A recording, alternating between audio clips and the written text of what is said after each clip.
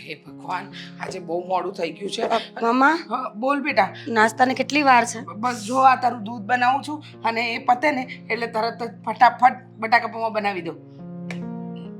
Late થાય છે મારે. ખબર છે મને બેટા, તારે જોબ પર જવાનું લેટ થાય, પણ ખબર નહીં આજે સવારે મારી આંખ જ ન ખુલી. જો ને ફટાફટ બનાવી દઉં બસ. તબિયત સારી નથી તો હું બનાવી લઉં જાતે. ના ના, તબિયત તો સારી છે, પણ જો ને ગઈકાલે વિચારોમાં ઊંઘ ના આવી અને મમ્મા તું એવું શું વિચારે છે કે વિચારોમાં ઊંઘ નથી આવતી? સાચું કહેજો, શું વિચારતા હતા? એટલે હોઈ શકે માણસના સપના કે મોટું ઘર લેશું, વ્યવસ્થિત જિંદગી જીવીશું, ફોર્ચ્યુનર ગાડી લેશું, હા પણ તમને તો એવું કાંઈ છે નહીં. બેટા, એવું કંઈ નથી જે તું વિચારી રહી છે. તો પણ જો ને, હા તારું એજ્યુકેશન પૂરું થઈ ગયું, આ તું જોબ પર લાગીને એને વરસ દિવસ થઈ ગયું અને ભગવાનની દયાથી આમ જોવા જઈએ ને તો તારા પપ્પા ગયા ને એ સમયે આપણા માટે બધું મૂકીને જ ગયા હતા. એટલે એવી કોઈ તકલીફ નહીં. હા, પણ તમને ઉછેરવામાં ઘણી તકલીફ પડી છે. હા, કારણ કે એકલી સ્ત્રી માટે જીવન જીવવું બહુ અઘરું છે. ખબર છે મને.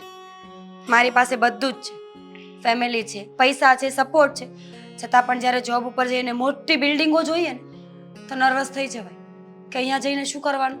ઇન્ટરવ્યૂમાં થોડું આડાવડું બોલાઈ ગયું તો એટલે એ તો ઓબ્વિયસ છે મમ્મી.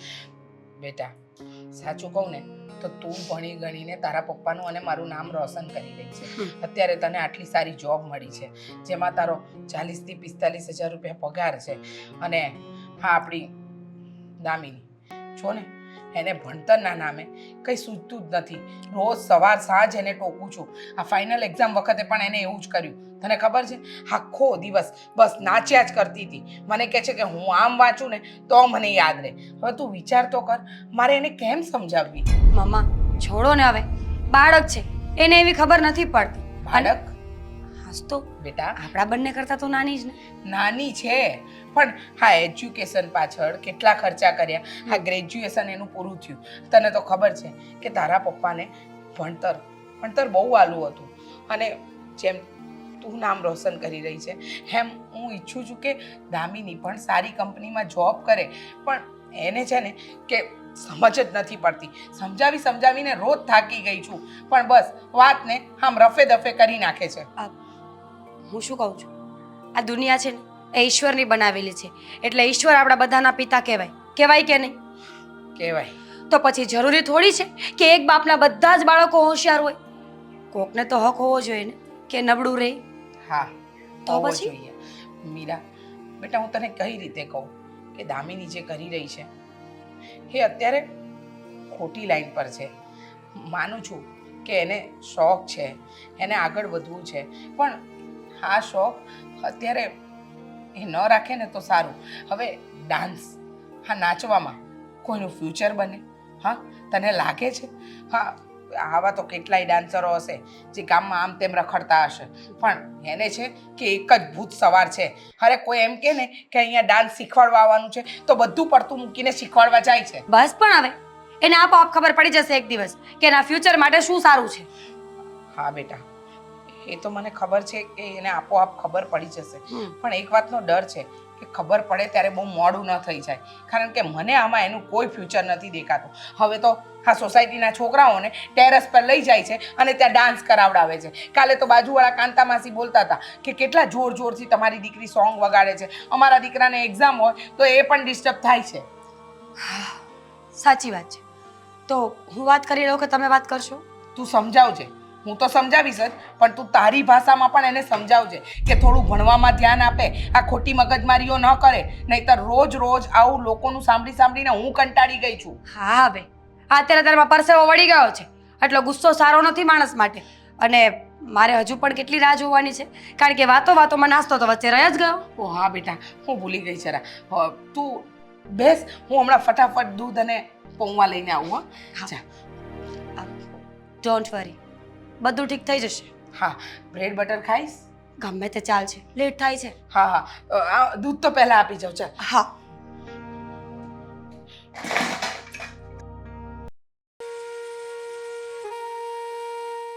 6, 5, 6, 7 start. યાર આ સ્ટેપ નથી આવતો.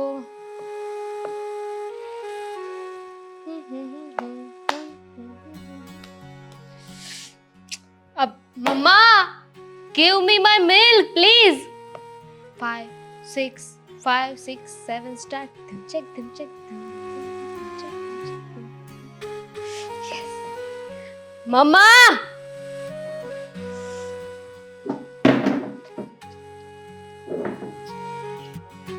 થઈ ગયું ધૂમચાક થઈ ગયું. અને આ શું છે સવારમાં સાની રાડા રાડી? એક તો મોડું ઉઠવાનું, હા સમયસર ઉઠવાનું નહીં. અને મને એ નથી સમજાતું આ સવાર પણ એને આ ધૂમચાક શું ચાલુ કર્યું છે? તમે કઈ કહેતા હતા? એટલે તે મારી કોઈ વાત સાંભળી જ નહીં. તમે કઈ બોલ્યા? હે ભગવાન, હું તારું શું કરું દામિની? મને કઈ સમજાતું નથી બેટા. કઈ નહીં, મારી સાથે ડાન્સ. સવાર બપોર સાંજ તારું એક જ કામ, ડાન્સ ને ડાન્સ. મમ્મી હું તો કહું છું કે મારી રગોમાં મારી નસોમાં છે ને ખૂન નહીં હોય, ડાન્સ હશે ડાન્સ. તને આ બધી વાત મસ્તી લાગે છે? હા, મીરાને જો ભણી ગણીને હવે એને શું જોવું? એને તો જન્મીને ત્યારથી જોઉં છું. કંઈક નવું જોવા માટે હોય તો કહો. અરે સવારમાં પ્રભુદેવા હા બધાના દર્શન થાય ને તો સારું લાગે. દામિની થોડીક સિરિયસ થઈશ? હા લાઈફ માટે થોડીક સિરિયસ થઈશ તું? છું ને, હું સિરિયસ જ છું. હું ઓલવેઝ સિરિયસ હોઉં છું. જ્યારે પણ હું ડાન્સ કરું ને ત્યારે બહુ સિરિયસ હોઉં છું. અને ઇવન હું કોઈને ડાન્સ શીખવતી હોય ને ત્યારે પણ બહુ સિરિયસ હોઉં છું. દામિની બેટા, ડાન્સમાં કોઈ ફ્યુચર નથી. આ છેલ્લા કેટલાય વર્ષોથી તને સમજાવું છું પણ તને સમજ નથી પડતી. જો સેકન્ડ યરની અંદર એટીકેટી આવી હતી, માંડ તે સોલ્વ કરી છે. અને આવતીકાલે તારું રિઝલ્ટ છે ફાઇનલ યરનું.